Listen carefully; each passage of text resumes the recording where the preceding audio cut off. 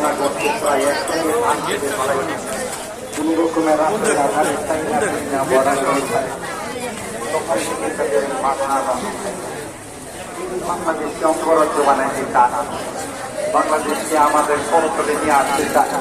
এই দেশের বর্ডাররক্ষী বাহিনীর যে সাহস, যদি দেশটা দখল করতে যায় তো সেনাবাহিনী, নৌবাহিনী, বিমান বাহিনী তো করে, এই বর্ডাররক্ষী বাহিনীর সাথে তো আমরা মোকাবেলা করতে পারবো ঠিক কিনা? তখন থেকে প্ল্যান, তখন থেকে পরিকল্পনার চোখ আছে না না যে কোনো মূল্যে এই বর্ডাররক্ষী বাহিনীকে ধ্বংস করতে হবে।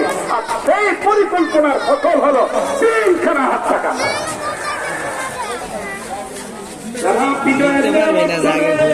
স্বাধীন রাষ্ট্রের ক্ষমতায় যারা আসীন হবে, ক্ষমতায় বসে আমরা তাদের একমাত্র প্রধান দায়িত্ব হলো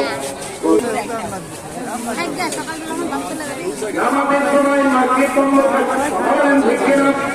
আমাদের সময় ওইটার মধ্যে সময় দাও।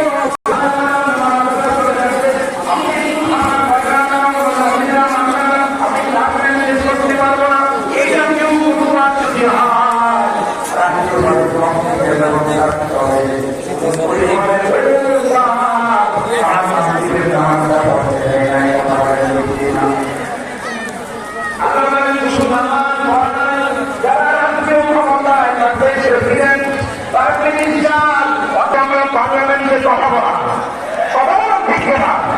একদমকে পার্লামেন্টে কথা বলা, তাদেরকে পার্লামেন্ট মেম্বার বানাবো না, কমিটমেন্ট করতে হবে না।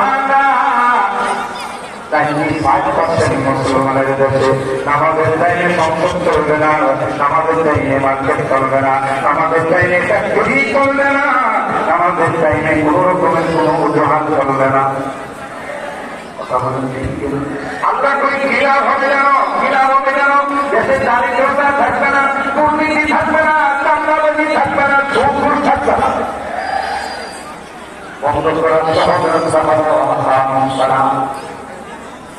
কোরআনের অন্যায় আল্লাহ বলেন ইন্না সালাতা তানহা আনিল ফাহশাই ওয়াল মুনকার।